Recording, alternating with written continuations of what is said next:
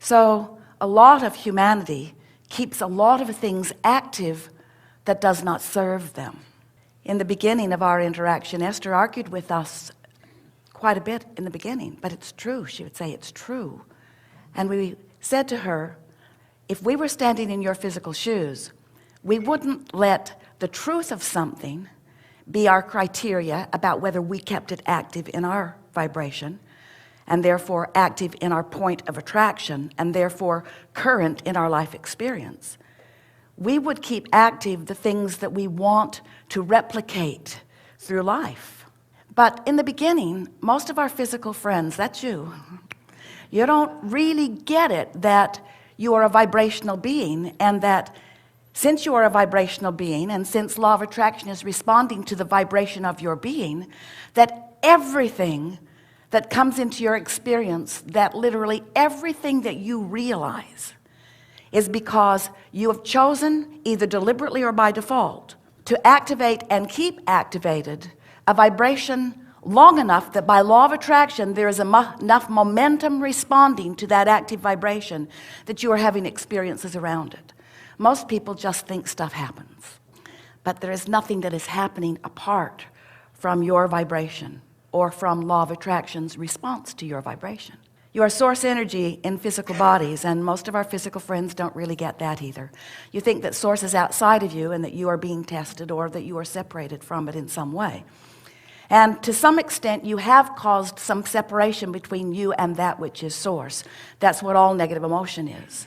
But it's all done by you. It's never done by source. So source is never withholding from you, but always focused to you, surrounding you with attention of appreciation and acknowledgement and unspeakable love, which you are in any moment in time vibrationally allowing through your crack of least resistance, or disallowing through your guardedness or your defensiveness or your justification-ness, through your observation in many cases of things that hold you in a vibration that causes you to accomplish a vibrational condition that keeps you from experiencing this love that is being flowed to you at all times.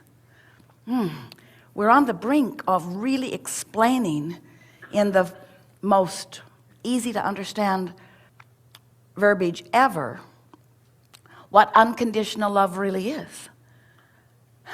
So your source energy, you were source energy before you came into this physical body, and a part of you came into this physical body where you've been exploring. And as you explore the environment in which you live, you are coming to personal preferences about what you prefer. When someone's rude to you, you prefer that they be nicer. When you're rude, you prefer that you be nicer. When you are loving, it feels so good. When you are doing something less than loving, it doesn't feel so good. So through life experience, you are sifting and sorting, and you are coming to many clarifications about what you prefer. Really, in many cases, extensions or furthering of preferences from that you were born knowing. So you're launching these rockets of desire, and as you launch these rockets of desire, the larger part of you becomes that evolved version of you. And then all day, every day, you have the opportunity to get up to speed or stay up to speed with the evolution of your desire or the expansion of that which is you or not. And the emotions that you feel are your indication of both your expansion and your keeping up with it. So we've been talking to you about this for quite a while, and many of you have been hearing the variety of explanations that we've been offering you. But these days, the thing that we want to emphasize to you in such clarity and such consistency that you can't miss it is that you stand in your waking state offering a vibration, and all of that equals your point of attraction. And everything that happens in your life experience is because of that vibrational countenance. Esther has been asking us, what word is best to describe this? Because it's this atmosphere that surrounds you. It's this vibrational atmosphere that you generate by the thoughts you think. So if you're ornery, you've got an ornery atmosphere going on. Esther says, is it atmosphere? Is it climate? Is it the petri dish? Is it a condition? We say it doesn't matter what word you give it. You are creating an atmosphere around yourself that is allowing of the unconditional love that Source is offering you, or disallowing of the unconditional love that Source is offering you. And by the way, it's not just unconditional love that Source is offering you. It's unconditional prosperity and unconditional clarity and unconditional vitality. It is unconditional well-being, being flooded to you and through you and all around you. The question is, what have you got going on with your vibrational environment? In other words, what have you been thinking about? What drums have you been beating? What have you been worrying about or appreciating? What has been the attention of your focus? What are you doing with your thoughts that is causing you to generate a vibrational climate that is letting in this unconditional love? Or, and here it is, or are you looking at conditions that are causing you to create a condition that is disallowing the unconditional love from flowing? Now we know there was a lot of conditions we throw at you just then. But can you get it? Are you getting the sense of what we're talking about? So all day, every day, you are moving around in your world, in your life, in your mind, speaking your words, observing the things that you're observing. And as you're doing that, the activation that is present within you is allowing other things to come to you. Thoughts, experiences, people, conditions, circumstances, events, everything that happens in your world. The traffic that surrounds you, the way you're treated at the front desk of a hotel, the way your friends are relating to you, the way the people that you don't even know are relating to you. Everyone is relating to you in response to this vibrational atmosphere that you have created and that you are keeping active. The question is, are you keeping it active purposefully or by default? And for most people, it's by default because you are letting yourself be responsive to conditions that are out there rather than to the unconditioned that is within here. In other words, rather than letting Source just love you unconditionally, you say, but it wasn't my fault. That's the condition of that negative tirade, or that's the condition of my financial collapse, or that's the reason, that's the justification. And we say, we want, in these hours that we are together here today, to help you at least make a decision to want to be a person in your body, in your world, responding to a vibrational atmosphere that you are honing, that you are creating, that you are aware of, that you are doing something about, rather than knee-jerk responding to that condition and that condition and that condition. Many years ago, when Jerry and Esther presented their first manuscript to their wonderful publisher, Hay House, the CEO of the company, who they met with frequently, said to them, as they were now just being received by a greater audience, their books were making New York Times bestseller lists, and lots of people were finding them who had not found them before. And he said, do not read the reviews, because while 999 out of 1,000 will really please you, there's that one that will get you. And if you condition yourself to care about what the good ones say, then you're asking for trouble about what the not so good ones say.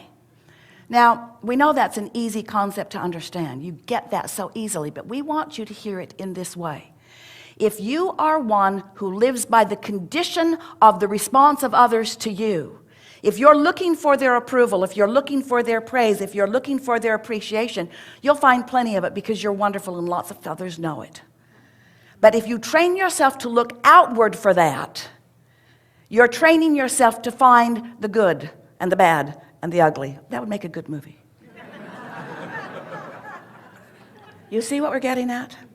So rather than looking outside of yourself, wanting praise that makes you feel good, wanting appreciation that makes you feel good, wanting accolade that makes you feel good, wanting attention that makes you feel good, look for it where it really is, in this unconditional offering of love and appreciation that is surrounding you at all times. If you've been listening to us for a while, you've heard us say, we say it a lot, you're looking for love in all the wrong places.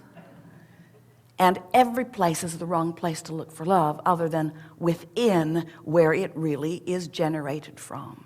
So that's our sales job about unconditional love. That's our rampage about your worthiness and your value, your incredible,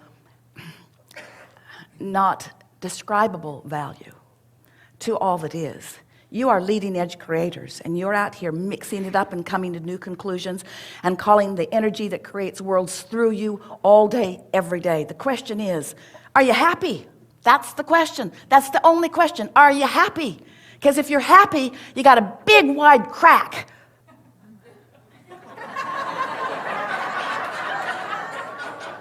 Timing is everything.